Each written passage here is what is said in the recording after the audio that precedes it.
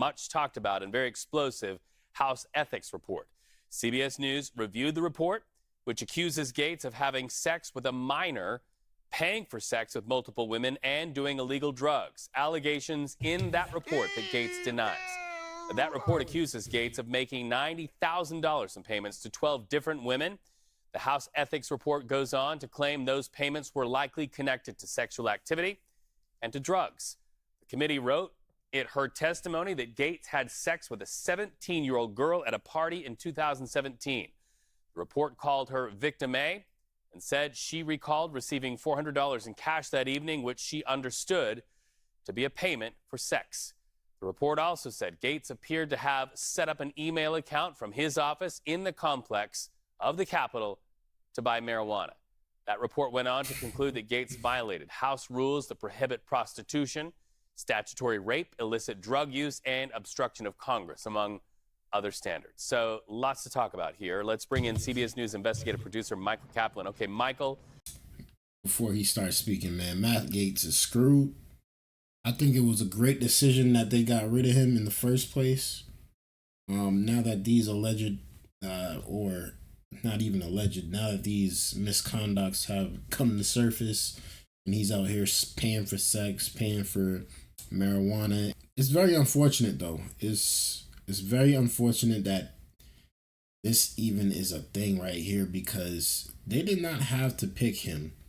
And I know they probably weren't trying to hear all of this negative stories that, you know, are coming out right now about Matt Gaetz, but it's a really good thing that Trump dropped him, because the history that clearly he is dealing with, a lot of people is not going to like this.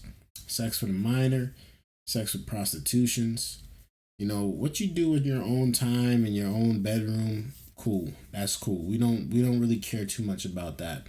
But when you're involved in minors, and you're a grown man, like that's where the stuff don't fly. That's kind of where it don't fly.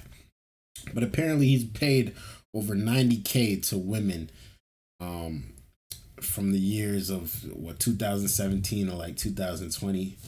They pretty much was living off of him. So he was probably getting paid a lot of money.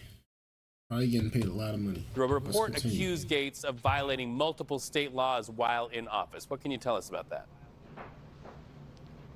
Hey, Reed. Yeah. So the various state laws that the report says Gaetz, that the report found that Gaetz violated, were state laws in Florida related to statutory rape, prostitution, and illicit drug use. And it all stems from a series of events and parties that Representative Gaetz allegedly attended that were drug-fueled, where there was a lot of sex involved. Women were paid, as you noted in your lead-in, a total of $90,000 in payments to 12 different women.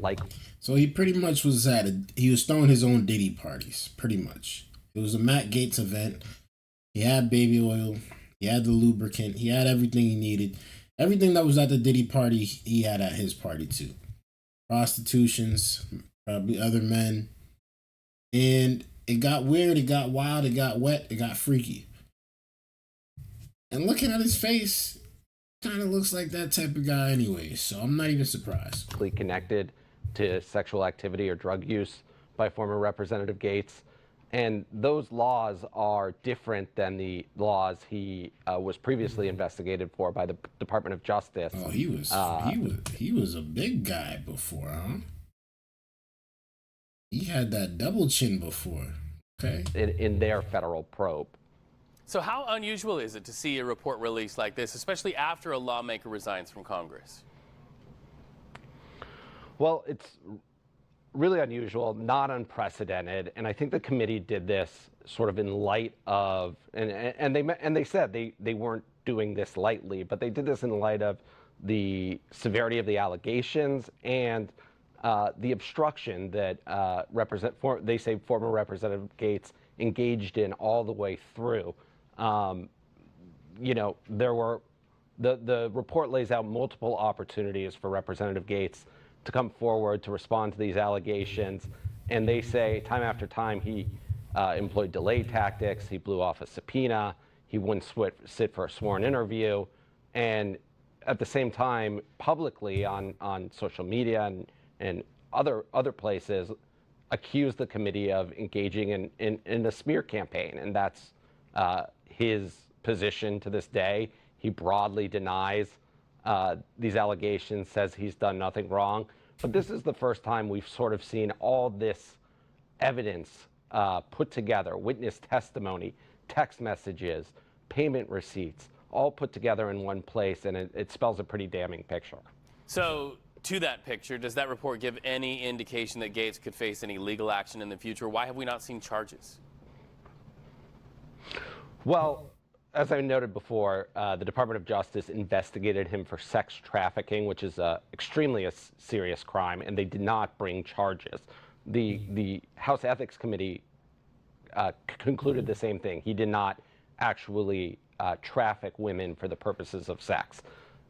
The state charges, and the report notes this, the statute of limitations on those charges has expired. One of the other things the committee's mandated to is investigate violations of House rules.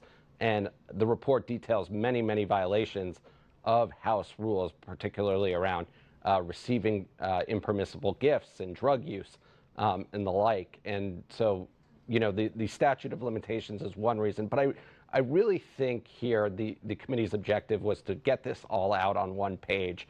These allegations have been swirling around Representative Gaetz for years, through anonymous sources, through other folks who have been involved in litigation around it. But this is the first time you're sort of seeing a document come forward spelling out, an official document coming out, spelling out everything that sort of went on during this period where Mr. Gaetz was in Congress and sort of participated in this series of parties and events with rampant drug use and sexual misconduct. And it seems like he was trying to relive his college days. Honestly, that's what a bunch of people be doing in college, anyways. They be getting drunk, be on drugs, having sex all over the place, doing some wild stuff, having some wild parties.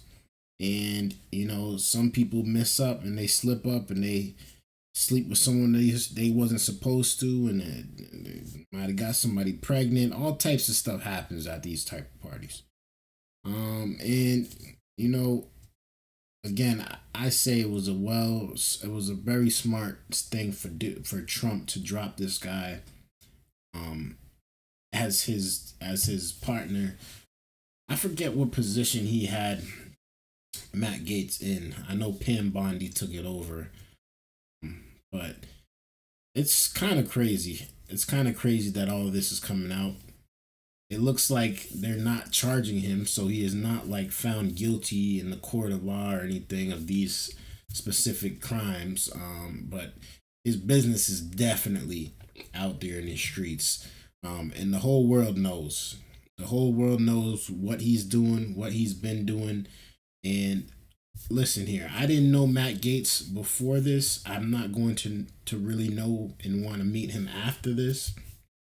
I really personally, honestly, I really didn't even know him before all this. I can't even lie to you. But we know him now. And we gonna keep updated to see what exactly happens with Matt Gaetz in this situation. It looks like nothing is going to come about this at the moment in time, from what they're saying. But I'm very interested to see if anything else is possibly going to come out about this. Let me know y'all thoughts about this down in the comments below. Is Matt Gaetz screwed? Is his career over? Is he never going to be able to step back into the government? It's looking real slow for him. But let me know y'all thoughts. Let me know y'all thoughts about this down in the comments below. I really appreciate y'all viewership. Thank you guys for tuning in. Until next time, man, hit that like button, hit that subscribe button for your boy. Till next time, man. Peace.